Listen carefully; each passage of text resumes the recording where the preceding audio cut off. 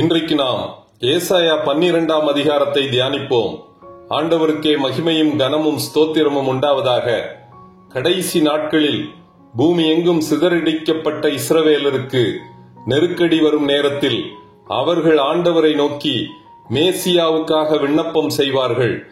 ஆண்டவர் உலகமெங்குமுள்ள இஸ்ரவேலரை மீட்டுக் கொள்ள இயேசு கிறிஸ்துவை அனுப்புவார். அவர் இஸ்ரவேலில் துரத்துண்டவர்களை சேர்த்து யூதாவில் சிதறடிக்கப்பட்டவர்களை பூமியின் 4 திசைகளிலும் இருந்து கூட்டுவார். இந்த இஸ்ரவேலர் கர்த்தரை துதிப்பார்கள். தேவனே என் ரட்சிப்பு, நான் பயப்படாமல் நம்பிக்கையாயிருப்பேன். கர்த்தராகிய யெகோவா என் பலனும் என் கீதமுமானவர், அவரே எனக்கு ரட்சிப்புமானவர் என்று போற்றுவார்கள். கர்த்தரை துதியுங்கள், நீங்கள் ரட்சிப்பின் ஊற்றுகளிலிருந்து மகிழ்ச்சியோட தண்ணீர் மொண்டு கொள்வீர்கள். அவர் நாமத்தை தொழுது கொள்ளுங்கள், அவருடைய செய்கைகளை ஜனங்களுக்குள்ளே அறிவியுங்கள். அவருடைய நாமம் உயர்ந்ததென்று பிரஸ்தாபம் பண்ணுங்கள்.